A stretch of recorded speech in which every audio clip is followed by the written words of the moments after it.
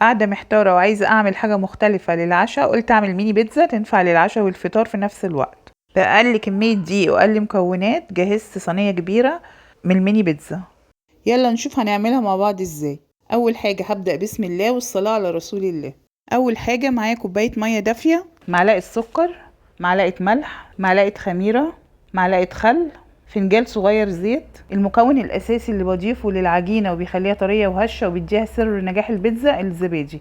وبالمضرب هقلب المكونات كويس لغاية لما تمتزج. بعد كده بنزل بكمية الدقيق 3 كوبايات، حوالي نص كيلو دقيق. اقلبها كويس وبعد كده ابتدي اعجن فيها، وانزل بالمية بالتدريج لغاية لما العجينة تتلم معايا. اعجن وكل ما تحتاج مية اديها، بس ما بكترش المية، يعني بحاول ان انا ما اكترش المية كتير.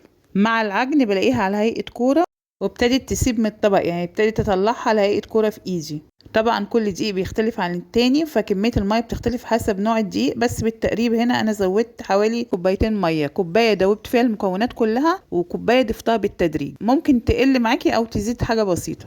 كده العجينة بقت طرية معايا وناعمة وعملت عرق، واهم حاجة انها تعمل عرق. كده خلاص العجينة جاهزة معايا. امسحها بمعلقة زيت على الوش واغطيها بالستريتش واسيبها تخمر. بعد حوالي ساعة، ساعة وربع، العجينة بتاعتي بتكون جاهزة. وفي الجو البرد لو انت مستعجلة ممكن بتدفي الفرن وتقفليه وتحطي فيه العجينة لمدة نص ساعة، ساعة الا ربع كده تكون جاهزة معاكي. ولحد ما العجينة تخمر ابتدي اجهز الصلصة بتاعت البيتزا. في حلة على النار بنزل بكوباية مية، اكون مقطعة بصلة كبيرة، نص كيلو طماطم مقطعة اربع، فلفل الوان احمر، واسيبهم على نار متوسطة لغاية لما يستووا. اول ما يستووا معايا ابتدي اشيل القشر بتاع الطماطم عشان بيدي نتيجة احسن في الصلصة. واول ما المكونات تبرد كلها اضربها في الخلاط. وفي نفس الحلة اللي سلقت فيها الطماطم والبصل بنزل بالخليط بتاعي، واضيف ليه معلقة ملح، معلقة سكر، فلفل اسود، زعتر، روزماري، معلقة صلصة كبيرة، واسيبهم على نار هادية لغاية لما تتسبك الطماطم وتتقل. كده العجينة بقت جاهزة معايا. انا مش عايزاها تخمر قوي عشان لسه وانا بقطعها هتخمر معايا، وكمان لما احط لها الحشوة فهتخمر اكتر. العجينة جميلة جدا في ايدي، هشة وطرية وناعمة، وريحة الخميرة جميلة فيها. اقسمها ل3 اجزاء واخد جزء جزء اشكله. قبل ما افرد العجينة بدهن المكان بالزيت، وبعد كده بفرد العجينة بالنشاب. بفرد العجينة عايزة سمكها حوالي سنتي مش اكتر من كده عشان هي هتنفش معايا بعد كده. ابتدي اشكلها بالمقطع حسب المقاس اللي انت عايزاه.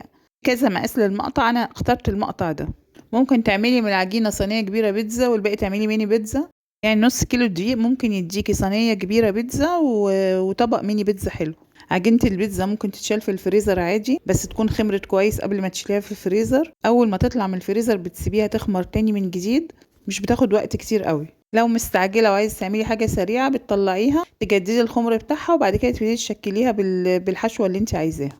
والحشو حسب المتاح عندك، فراخ، ممكن تونة، جبن، لحمة مفرومة، جمبري. استخدمت النهاردة في الحشو البسطرمة والجبن والزيتون. طريقتها سهلة جدا ومش بتاخد وقت في التحضير ولا وقت في السوا. حلوة في الفطار، في العشاء مع الولاد في المدرسة، ومطلوبة والكل بيحبها. بنص كيلو دقيق عملنا كمية كبيرة، طبعا أوفر وأنضف من اللي بتشتريها جاهزة.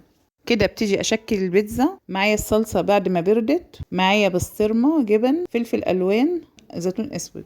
ابتدي ادهن البيتزا بالصلصه واملاها صلصه عشان تبقى غنيه كده وحلوه. وبعد كده بشكلها بالحشوه بتاعتي، فلفل الالوان والبسطرمه والجبن، واملاها. في الوقت ده بكون مسخنه الفرن على درجه حراره 180. لازم الفرن تكون سخنه قبل ما ادخل البيتزا، وهي بتقعد حوالي من تلت ساعه لنص ساعه بالكتير، اقل من نص ساعه كمان. مكونات البيتزا دي مريحه في الاكل، في الهضم، مش معموله لا بلبن ولا بسمنه ولا، خفيفه في الاكل. نوع العجينة دي اسمه عجينة ال10 دقايق، اللي هي سهلة وتعملي منها وصفات كتير زي الكرواسون ومعجنات كتير بحشوات مختلفة. كمان ممكن تضيفي لمكونات البيتزا اللبن البودر، بيدي طعم جميل جدا جدا. انا ما كانش عندي النهارده لبن بودر، لكن انا دايما بحطه يعني في المكونات بتاعه البيتزا بتاعتي. كده خلصنا الكميه كلها ودخلناها الفرن، وزي ما قلت لكم مش بتقعد اكتر من تلت ساعه، بس اتاكد انها استوت من الظهر بتاعها. مش قادره اوصف لكم الريحه جميله ازاي، وريحه الصلصه تجنن وطعمها حلو قوي. البيتزا طالعه طريه وطعمها روعه، والجبنه طعمها جميل جدا فيها. ميكس الجبن مع البسطرمه مع الزيتون حاجه تحفه بصراحه، حلوه قوي قوي قوي. جربوا الوصفه هتعجبكم جدا. لو عجبتكم الوصفه لايك وشير على الفيسبوك، ولو موجودين على اليوتيوب فعلوا الجرس وسبسكرايب للقناه عشان يوصل لكم كل جديد. ودايما معايا ومنوريني في سفرة شرقي.